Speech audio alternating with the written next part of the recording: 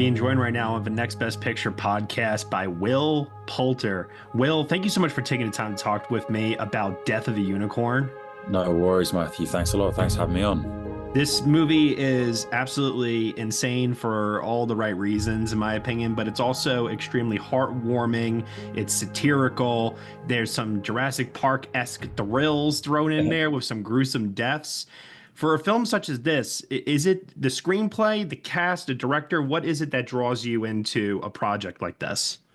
It's a good question, man. It's kind of naturally a combination of all those things, and also a combination of all the things that make it such a kind of entertaining watch, as you mentioned, I love hybrids. I love things that can't easily be boxed and labeled like neatly. The film has so much on offer in the way of, genre touch points. And then I think also just like really talented people across a range of different departments. Alex Scharfman, with this being his first film, it's kind of amazing to imagine like he's done such an incredible job as the writer director. And then for me as an actor to get the opportunity to work with people like Paul Rudd and Richard E. Grant, Téa Leoni, like such experience, comedians, and then also younger and less experienced, but just as amazing talents like Jenna and Sunny and Anthony. It was really like just a wonderful concoction of factors, and I feel very lucky to be involved. I feel like you've undergone like a lot of transformations in your career, not just physically, as many people have pointed out, but like also just in terms of the roles that you've taken and the filmmakers that you're striving to work with. But most recently, between this and Guardians of the Galaxy Volume 3, it feels like you're tapping more into this not so serious comedic side of yourself that we haven't seen since really some of your earlier work. But you're going, I think, bigger than ever with it here. Like it's just loose and you look like you're having so much fun with these projects. Can you tell me just a little bit about how the years of experience in between has allowed you to be able to play in this register? Yeah, I mean, listen, I'm really lucky to have had the opportunity to do, some drama and some comedy, and I really have fun doing both.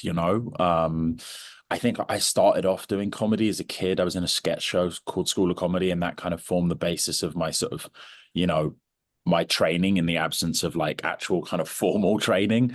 So that's kind of where my roots, kind of lie in lots of respects. And I think truthfully, We're the Millers was such an amazing experience for me from a comedy perspective, but it took me a while to sort of go back to comedy. I think because I was enjoying drama so much, and I was trying to sort of play against type or play against, I think, a lot of people's sort of expectations after We're the Millers. And again, I feel so lucky to have done that, and I'm grateful for it. But I was really enjoying sort of trying to kind of prove myself in a dramatic space. And honestly, like Death of a Unicorn helped me kind of fall back in love with comedy again. Like it was so playful, it was so fun, it was so creatively freeing, and it really kind of reinvigorated my desire to do more comedy. And there's arguably like no better person than to like fall back in love with comedy with than Paul Rudd. Like he set this really fun, playful tone on set, which we all kind of felt infected by. Yeah. No, absolutely. And you're also acting opposite some other really great comedic heavyweights here. I'm curious to know, though, on a set like that, when you have so many talented people, is there room for improvisation, or are you guys sticking very closely to Alex's script? Alex's script was so great that your natural inclination is to stick to the script, right? But at the same time, he was so open to us improvising and throwing out alts. And obviously Paul, has done so much of that over the course of his career. So it was really, really fun to be in a space where there was a freedom to do that. And also kind of you're in a scenario where if you do manage to hit anything over the net, it's coming back at you with top spin and like twice the speed. And it keeps you sharp. And we had a lot of fun, playing around in and around what was on the page. Is there any like spontaneous line reading or action that either you or someone else on set that just like really jumped out at you as a laugh out loud moment? I don't know. I mean, there were so many like fun moments, man, to be honest. And like virtually every scene, there was an opportunity to kind of improv and add, and people sort of brought their own flavor to it. And as I say, like not just Paul, you know, like Sunita's such an amazing improvisationalist. Anthony is so, so funny. You know, Yeah. Jessica Hines, you know, is like comedy royalty back home, and long admired her work. And actually, we worked together on Son of Rambo, my first ever film. So like it was Mhm. cool to be reunited with her. But the scene that sticks out in my mind the most is probably the hot tub scene, just because there's a much longer version of that, and Paul was cracking me up in it, and there was so many silly, dumb lines and things I think, you know, that ended up getting added. And it had to be cut down quite a lot. But that scene, I think, is like, I think in its original format, that scene is like closer to 5 minutes long than what you see on screen, where it's about like 90 seconds. Yeah. Yeah, we had fun doing that one.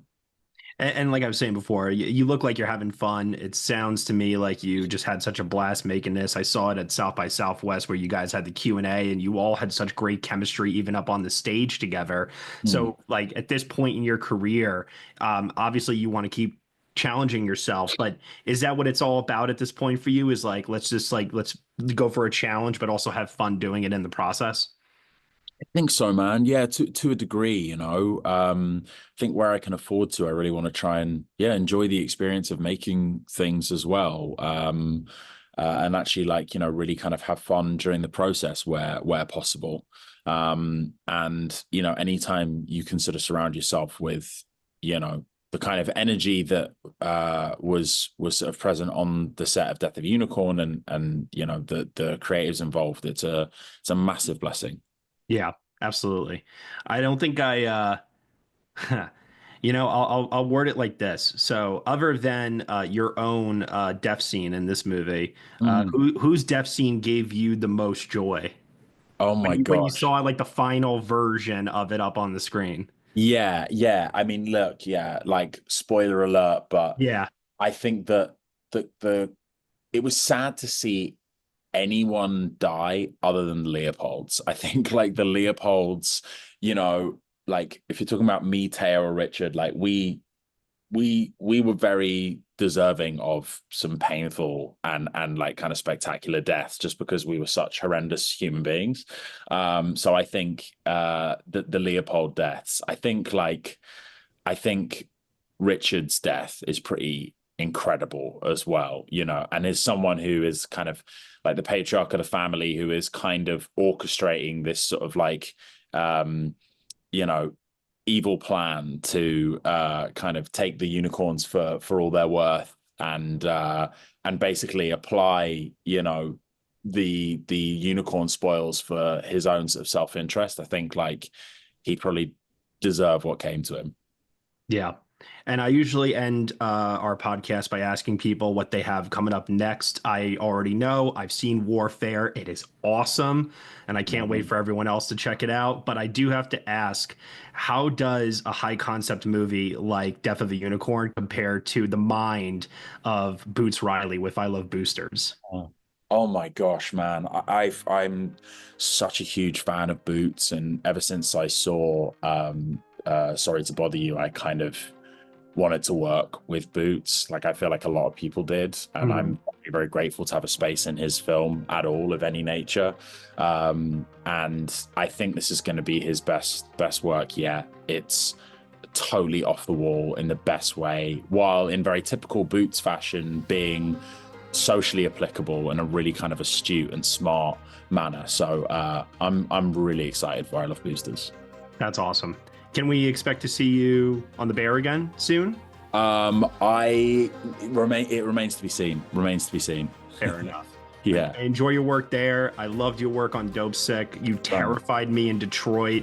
You've Oh just been man. crushing it these last couple of years, Will, and I am just so excited and thrilled to see where your career continues to go from here, man. Thank you, bro. I really appreciate it, man. Thank you so much.